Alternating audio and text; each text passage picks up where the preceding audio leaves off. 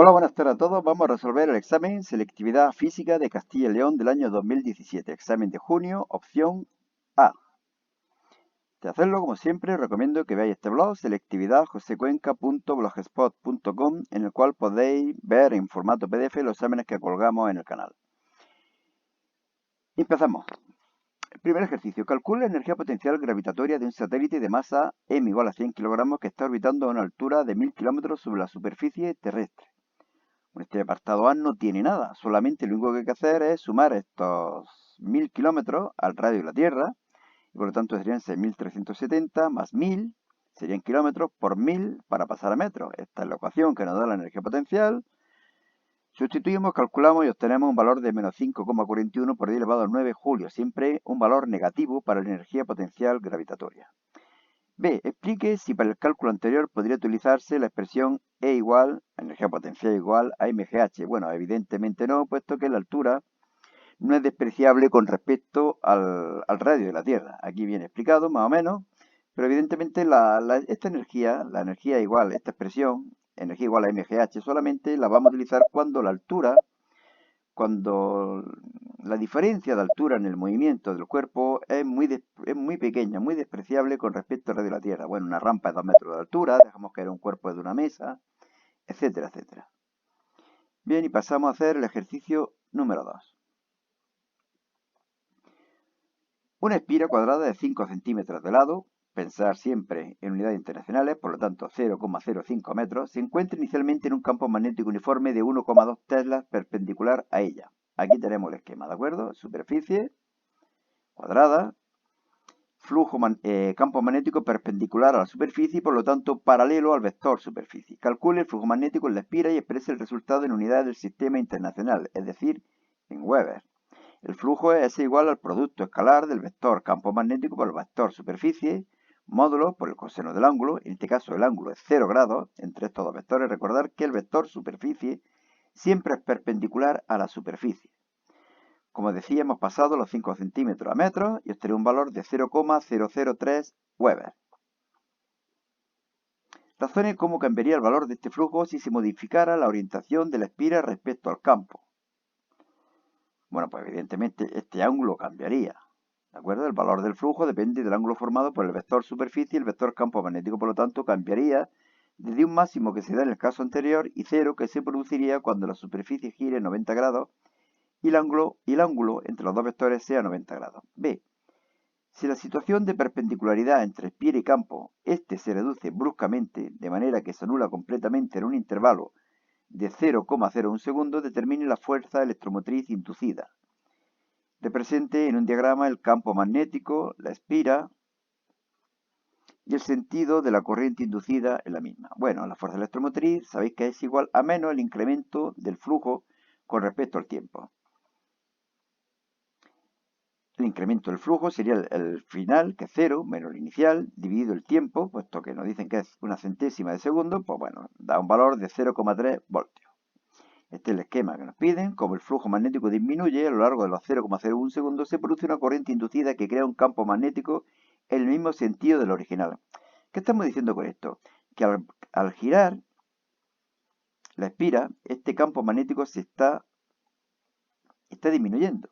Por lo tanto, aquí se va a crear una corriente eléctrica en este sentido para que se cree un campo magnético inducido hacia arriba también, para compensar la disminución del campo magnético, del flujo magnético a través de la espira.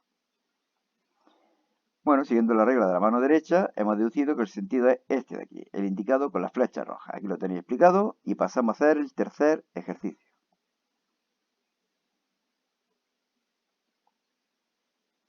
Donde armónicas transversales se propagan por dos cuerdas a la misma velocidad el sentido positivo del eje X. La primera tiene el doble de frecuencia que la segunda y se sabe que en el instante inicial la elongación de los extremos izquierdos de ambas cuerdas es nula. Calcule la razón entre las longitudes de onda de ambas ondas. Bueno, pues V es igual a lambda por F, por lo tanto lambda es igual a V partido F, lambda 1, lambda 2 sería igual a V1 partido F1, V2 partido F2, que pasaría arriba. Sustituimos F1 por 2 F2, ¿y qué es lo que tenemos? Que lambda 1 partido lambda 2 es igual a 1 medio. B. Para cada una de las ondas en el mismo instante de tiempo, determine la diferencia de fase, expresada en función de los respectivos números de ondas. La verdad es que esta es la primera vez que veo este tipo de preguntas. Para dos puntos que distan 3 metros. Bueno, pues la diferencia de fase será igual a los 2 pi radianes, que es la diferencia de fase que hay entre dos puntos separados por una longitud de onda. Por lo tanto, dividimos por la longitud de onda y multiplicamos por la distancia que nos dicen que están separados, 3. Nos da esto, 6pi, 2pi partido k sub 1. ¿Qué es lo que hemos hecho aquí? Sustituir lambda sub 1 por 2pi partido k sub 1. De esta forma, 6pi entre 2pi es 3, k sub 1 pasa arriba y me queda 3k sub 1. Hacemos lo mismo con la segunda cuerda y nos da 3k sub 2. Obtenga la relación entre dichas diferencias de fase, es decir, la diferencia de fase, la primera cuerda, dividido la diferencia de fase entre la segunda cuerda. 3k sub 1 entre 3k sub 2, que es k sub 1 partido k sub 2. Sustituimos, o lo ponemos en función de la longitud de onda, nos quedaría lambda sub 2 partido lambda sub 1, pero antes hemos dicho que esto vale 2. Bueno, era un medio, y aquí, como el inverso, 2. Y pasamos a hacer el ejercicio número 4. También un poco raro. Este examen, la verdad es que tostón. Demuestre que al atravesar un rayo de luz una lámina de vidrio de caras paralelas, plana y paralela, el rayo emergente es paralelo al rayo incidente según si los medios en contacto con las caras de la lámina son idénticos. Bueno, pues aplicamos la ley de Snell y obtenemos lo que vale R sub 1, este ángulo R sub 1, que será igual a este de aquí, a I sub 2. Y aplicamos de nuevo la ley de Snell en esta segunda refracción. ¿Y qué es lo que tenemos aquí? Que el seno del arcoseno se va y me quedaría solamente seno de I por n sub 1 partido n sub 2 por n sub 2 partido n sub 1. Todas estas n se van y lo único que me queda es seno de I sub 1. Y seno de R sub 2 igual a seno de I sub 1 y por lo tanto R sub 2 igual a I sub 1 como queríamos demostrar. B. Un rayo de luz atraviesa una lámina de vidrio de índice de refracción 1,37 plana de 3 centímetros de espesor, incidiendo con un ángulo de 30 grados.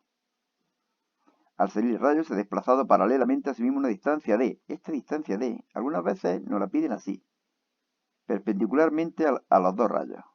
¿De acuerdo? Esta vez nos lo pide de esta forma, horizontal. Si la lámina está contenida en aire, determina la distancia d desplazada. Bueno, pues lo único que tenemos que hacer es aplicar la tangente a estos dos ángulos. Tangente de este ángulo, que sería 30, es igual a cateto opuesto, todo esto de aquí, partido cateto contiguo, que es esto de aquí. Y por lo tanto, 3 tangente de 30 será esta distancia. Y 3 tangente de 21,4 será esta distancia. Si la restamos, obtenemos b. ¿De dónde sale ese 21,4? Bueno, pues de aplicar la ley de Snell a la primera refracción. Este ángulo es 30, este ángulo es 21,4. ¿De acuerdo? Aplicamos la tangente a estos dos ángulos, multiplicamos por el cateto contiguo y obtenemos la distancia del cateto opuesto. La restamos y obtenemos d. Y creo que pasamos a la última pregunta. Como veis, muy corta y fácil. La masa del núcleo de deuterio es 2,0136 UMAS y la del helio 4,0026 UMAS. Explique si el proceso por el que se obtendría energía sería la fisión o la fusión. Bueno, pues lo único que tenemos que hacer es ver cuál es mayor, la masa del núcleo de helio o la masa de dos núcleos de deuterio. Fijaros que aquí tenemos 4,0026 y aquí 4,0272. Es mayor este número. Y como los procesos nucleares espontáneos son aquellos en los que se produce una disminución de masa, bueno, pues el proceso sería pasar de dos núcleos de hidrógeno, que tiene esta masa, a un núcleo de helio, que tiene esta masa aquí, produciéndose una disminución de masa y, por lo tanto, un desprendimiento energético. B. Se acelera un electrón a la actual velocidad de 300 metros por segundo, medida con una incertidumbre del 0,01%. Es decir, delta V igual a 0,03 metros segundo menos 1. ¿Con qué incertidumbre se puede determinar la posición de este electrón? Bueno, lo que vamos a tener en cuenta el principio de incertidumbre. Delta X por delta P mayor o igual que H partido 4pi. Despejamos delta X y obtenemos un valor de 0,00193 metros. Y con esto listo el examen, puesto que ya el siguiente que tenemos aquí es el examen B. Bueno, nada más, hasta luego y cuidado con el bicho.